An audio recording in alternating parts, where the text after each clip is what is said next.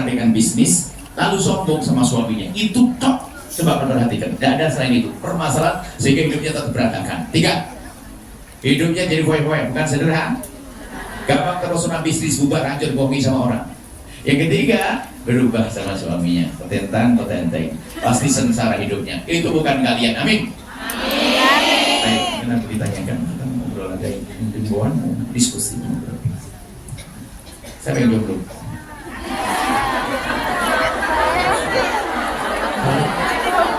Alhamdulillah, terima kasih kepada dia. Amin, sebab insya Allah. Amin. Pada saatnya selanjutnya kita beri kesempatan bagi yang ingin bertanya, ya. Tanya bisnis boleh ke Mas Ipo, tanya pengen jodoh ke Buya, ya. Jomblo-jomblo silakan nanti kasih tantangan paling tinggi supaya didoakan paling keras nanti, ya. Baik. 3 pertanyaan pertama kita beri kesempatan, acungkan tangan. Sebelah sini dulu, sebelah kanan boleh diberi 1, ya. Belakang boleh yang pakai masker, kayak itu. Kemudian sebelah sini ya, 3 orang dulu ya. Panitia tolong bantu inikan mic-nya.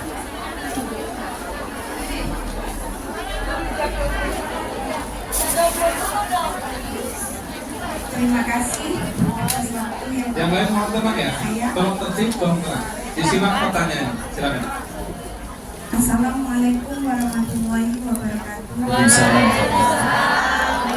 Buya dan Pak Ibu, sekedar saya mau singkat saja, agak berat. Sebenarnya saya itu ada keahlian kerja dari sebelum menikah sampai saat ini umur 42, selalu gagal. Sebelum menikah Gagal dalam apa? kerjaan. Sebelum menikah saya tukang rias gitu, potong rambut gitu, buka salon. Terus menikah buka toko gagal, salon gagal. Terus ke Hong Kong 4 tahun, pulang Indonesia buka usaha lagi gagal. Pulang Indonesia 3 tahun, balik lagi ke Hong Kong, bekerja lagi gagal. Ya sebenarnya sih kemarin setelah pulang dari Hong Kong saya buka bikin kue tar itu usahanya, terus jualan kopi, warung gitu, gagal. Pertanyaannya Kesalahan saya itu apa, Bu ya? Apa saya kurang bersyukur gitu. Terus ini saya pengennya kerja yang terakhir ini, saya memiliki lahan, pengennya buka kos-kosan gitu. Dan sementara rumah saya bocor gitu. Saya pengennya bikin rumah dulu atau bikin usaha gitu. Terima kasih. Dan sebentar. Untuk waktu jadi tukang rias, gagalnya karena nggak ada yang beriak. Bukan, karena nggak ada modal.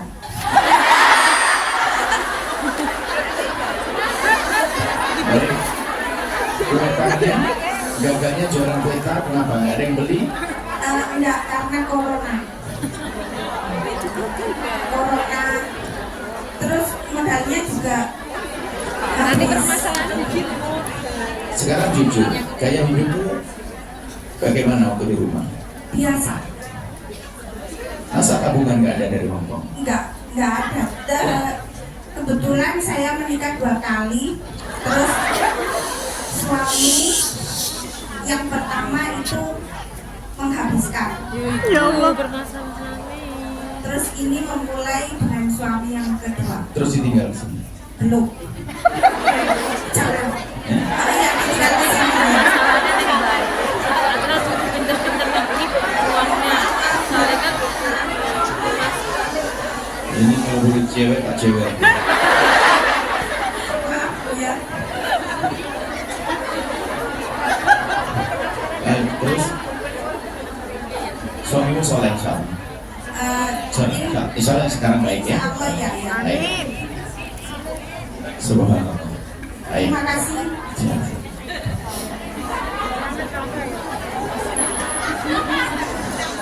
menghabiskannya berapa?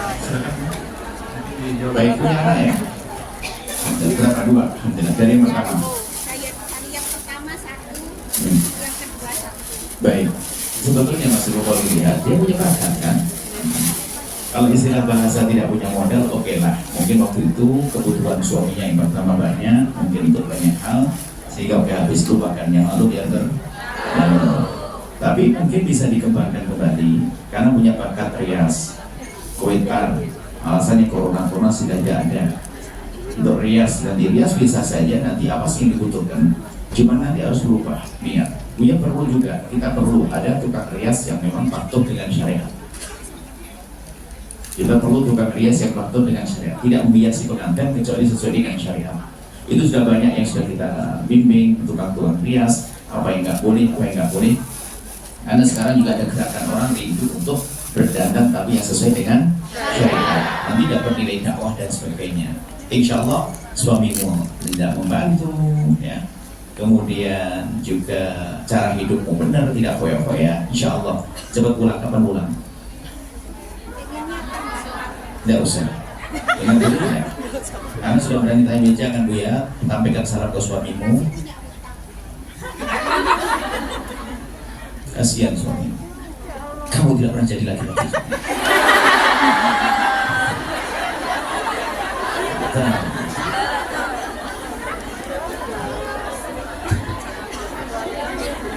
Insya Allah pulangnya. Untuk utang bismillah karena Allah. Suamiku insya Allah baik salam suami. Karena perlunya itu ada pun usaha nanti. Kalau sudah mulai usaha, sekecil apapun asalkan diimbangi dengan cara hidup yang benar, tidak foya-foya. Usaha, kemudian usaha itu adalah ada serius fokus, jangan belum kelihatan untungnya langsung ditutup. Padahal udah janji Allah untungnya besok ditutup hari ini. Jadi terus fokus kalau begitu keahlianmu biasa. Ada perlu kadang-kadang 6 bulan baru rame, 1 tahun, namanya berusaha kok. Bukan langsung baik kecuali kerja kan terbatas, hari ini kerja besok gaji, hari kerja besok gaji, enggak kan, berbisnis, usaha. Dan nanti insya Allah kesinambungannya masih banyak yang ngarapkan. Betul, jangan pakai duit modal pinjaman. Karena belum untung sudah bayar. Seadanya, kecil tapi istiqomah, serius. Jual kue aja, kalau seandainya sehari dapat 20.000, 30.000 lumayan. Tinggal cara makan saja. Kita tata. Kuenya gratis, kita makan sendiri, anaknya kasih kue. Nanti seperti itu. Jadi insya Allah nanti segera pulang dirintis bersama. Suaminya sekarang punya bakat apa kerjanya? Bikin tempe. Oh itu bagus.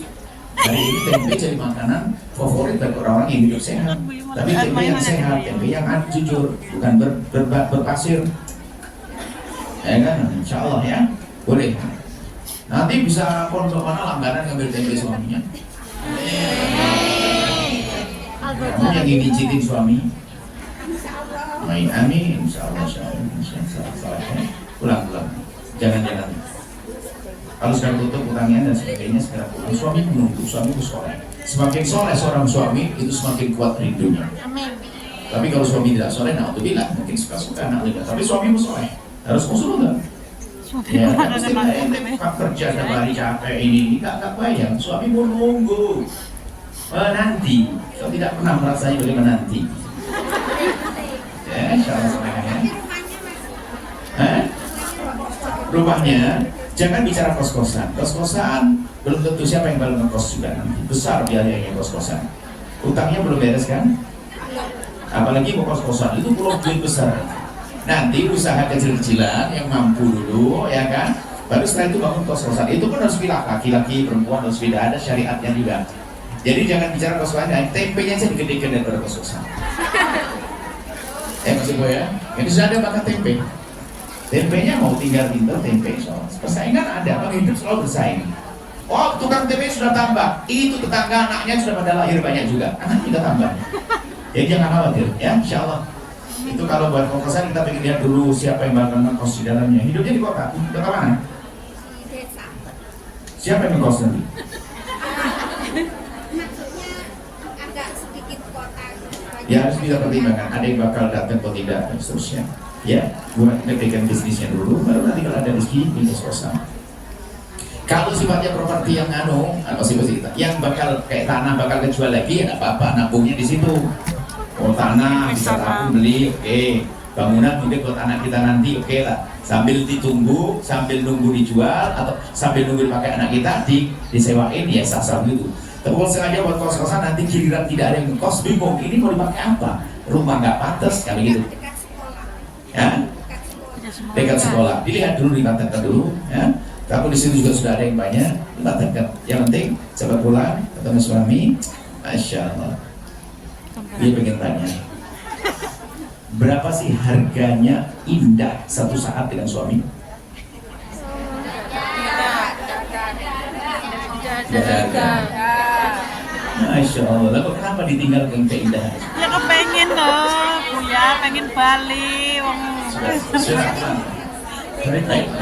Alhamdulillah, terima kasih. Keadaan. Dia atas jawabannya. Semoga ibunya jadi pengusaha tempe yang sukses. Dan cepat pulang tentunya. Baik, selanjutnya dipersilakan penanya yang kedua tadi yang itu. Oh ini, udah, ini dulu. Yang belakang tadi sebetulnya. Boleh ini aja dulu, Pak, itu. Boleh. Nanti setelah ini baru rupanya ya. Assalamualaikum warahmatullahi wabarakatuh.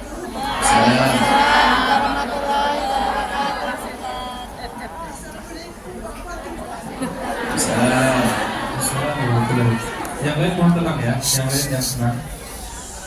Abah Yaya dan Pak Amin. Naiknya mohon agak dekat. Solusi untuk usaha budidaya sebaiknya menggunakan mesin atau menggunakan tenaga manual. Menggunakan mesin lebih cepat teratasi, tetapi kasihan tetangga.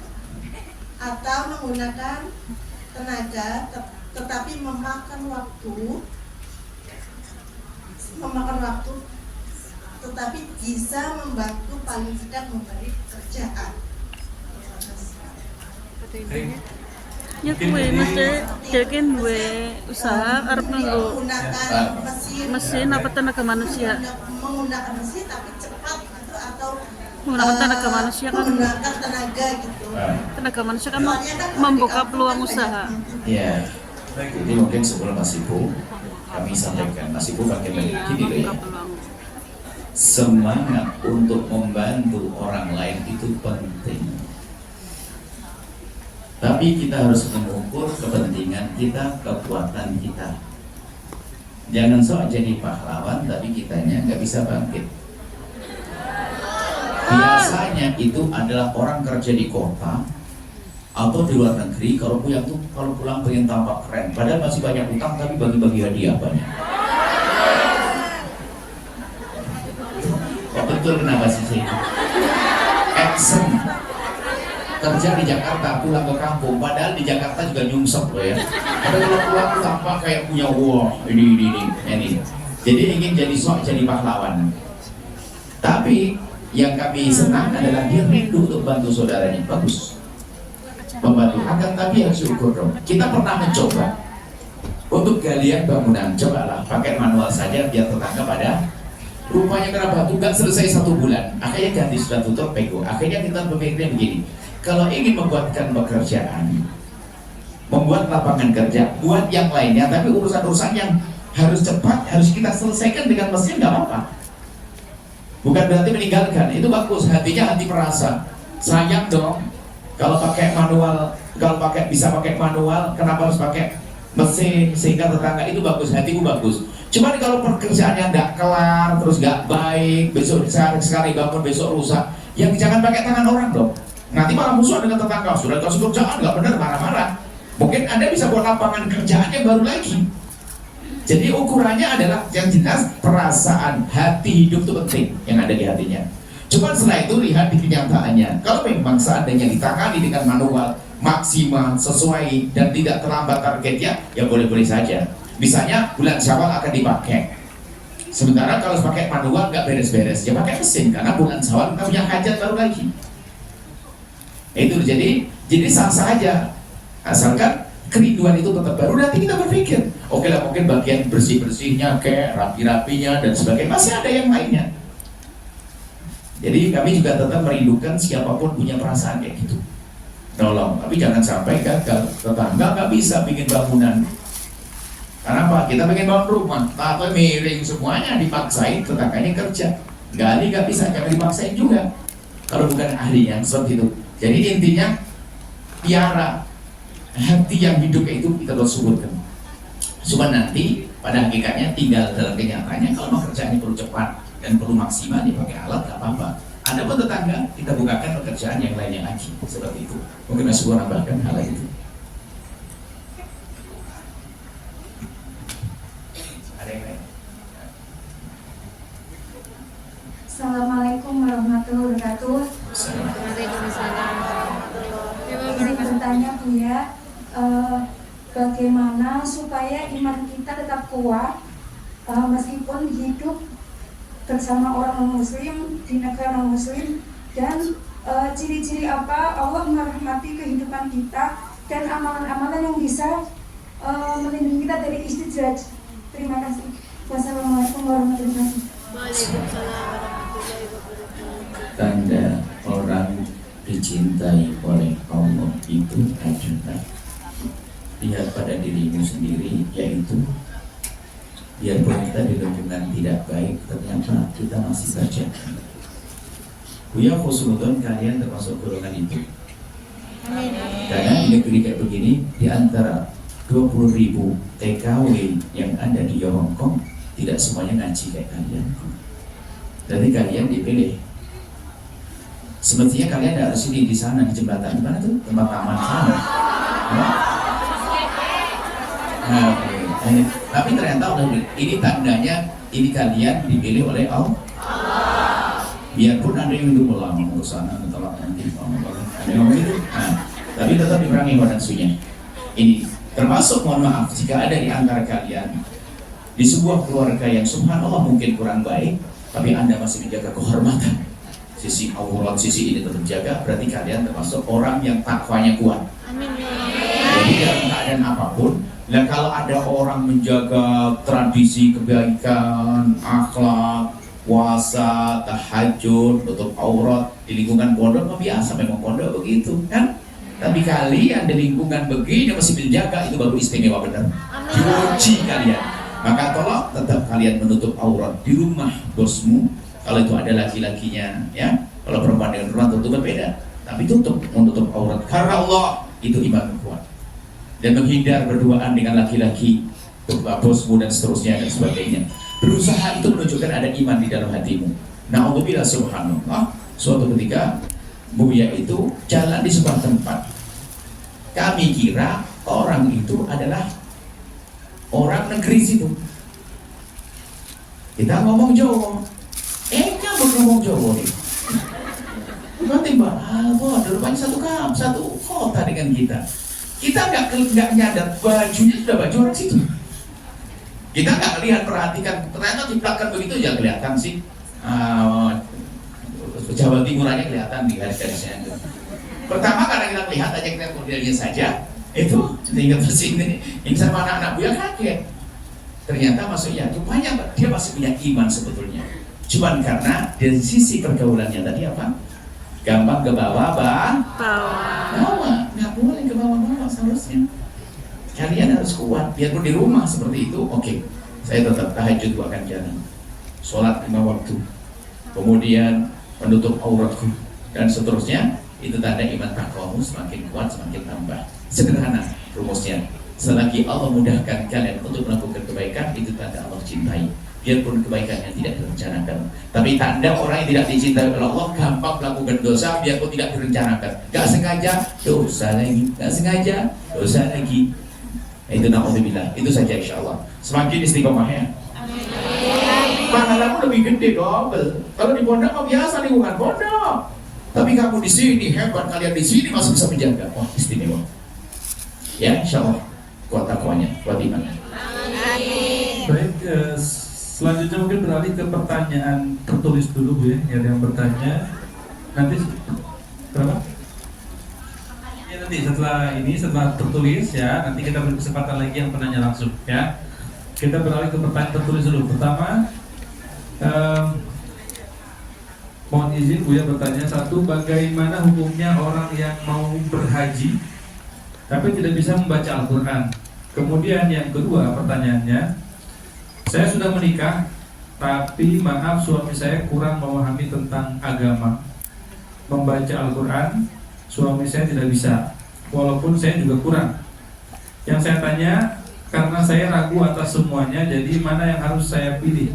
Sholat berjamaah sama suami atau sholat berjamaah di musola masjid? Karena saya ingin mendapat pahala yang lebih. Sekian, terima kasih. Yang pertama agama. Haji tidak harus pakai bacaan Al-Quran. Amalan haji semuanya nggak ada bacaan Al-Quran.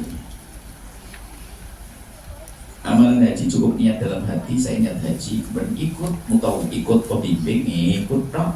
Saya sampai wukuf, selesai potong rambut sah, nggak pakai bacaan.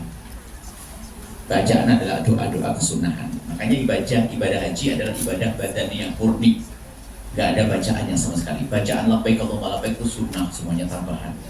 Jadi gak bisa bacaan sini. Adapun masalah tidak bisa baca Al-Quran tadi, ya, memang kita tidak menghafal kali maksudnya. Tidak punya bacaan Al-Quran, ya belajar.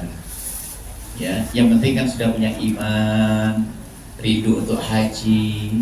Termasuk diantaranya harus sholat dong. Sholat itu, nah ini harus ilmu sholat. Ada orang berkata, saya tidak bisa baca Al-Quran, bagaimana sholat saya? Ya kalau memang kamu tidak bisa baca Al-Quran, baca Fatihah nggak bisa, sholatmu nggak pakai bacaan Fatihah dong, nggak bisa. Lalu diganti apa? Ya diganti apa saja yang kamu bisa. Cuma besok tetap belajar sampai bisa. Nggak boleh ada orang muda saya belum bisa Fatihah, nggak ada. Tetap sholatnya begini kok. Kalau misalnya la ilallah, la ilallah, nggak bisa. Pikir yang nggak apa. Fatihah nggak bisa, Qul huwallah nggak bisa. Baru masuk Islam baru sadar. Dia pengen sholat Allahu Akbar, sudah ada ilallah. Misalnya pikir apa saja. Tapi besok tetap harus belajar. Besok lagi belajar sampai bisa. Jadi nggak ada istilahnya orang tidak boleh ada istilahnya orang tidak sholat, nggak bisa. Harus sholat. Seperti itu ya. Kemudian setelah itu sholat, haji tanpa bacaan ikuti saja. Yang penting adalah akhlak mulia. Kemudian tadi ternyata suami bacanya nggak benar dan sebagainya. Ketahuilah, untuk menjadi orang yang soleh tidak harus bacaan Qurannya bagus. Bahkan mungkin belepotan. Dia baik semuanya, cuma bacanya dong nggak baik, nggak ada masalah. Jangan direndahkan. Jangan mengukur agamanya dengan bacaan Al-Quran saja. Tentang menjaga matanya, menjaga dosa. Cuman kadang-kadang kecongkaan orang menilai beragama itu salah. Misalnya seorang perempuan, saya punya hafalan Quran, sehingga kalau suaminya nggak punya hafalan saja sudah direndahkan. Atau dia bacaan Quran lebih bagus dari suami, ya nggak apa-apa. Ajari dong suamimu, tambah indah dong. Nggak bisa dicubit langsung. Cubitnya gigit kupingnya nanti. Jadi nggak apa-apa, kalau memang ingin jamaah dengan suami, jamaah dengan suami. Selagi memang suaminya itu bisanya begitu, bukan main-main, itu sah Anda sholat. Cuman indahnya tadi begini, jangan suami diikat selalu tidak pernah ke masjid. Adapun Anda kalau memang ke masjid dengan suami Anda, oke, bagus, berangkat dengan suami. Akan tapi kalau Anda marah tadi gara-gara suami nggak bisa ke masjid, suami tinggal, itu nggak benar. Nah ya. Jadi nggak apa-apa kalau suamimu ternyata bacaannya masih belepotan, dia soleh kok. Kita menemukan seorang wanita soleh pintar dia yang ngajari dari nol suami bacaan Al-Quran. Sampai setelah itu pada masa tuanya ternyata kalah, suami lebih hebat dari aku, tahajudnya dan seterusnya. Jadi nggak apa-apa ya, jangan sampai jadi ukuran kerendahan. Wah, kalau nggak punya bacaan Al-Quran, nggak apa-apa. Dia mungkin nggak sempat belajar dulu karena sibuk ngurusi orang tuanya, karena sibuk ngurusi adiknya, karena sibuk kerja. Sebetulnya hatinya baik, yang penting itu akhlak yang baik. menjaga perasaan, menjaga mata. Ada berbacaan Quran sambil belajar, jangan jadi ukuran untuk direndahkan, hati-hati. Biasanya punya hafalan Quran 2 juz, 3 juz, 1 juz, gampang sombong kalau punya hafalan Quran. Gara-gara bacaan Qurannya salah sedikit aja, kamu sholat jamaah dengan dia, bacanya nggak benar.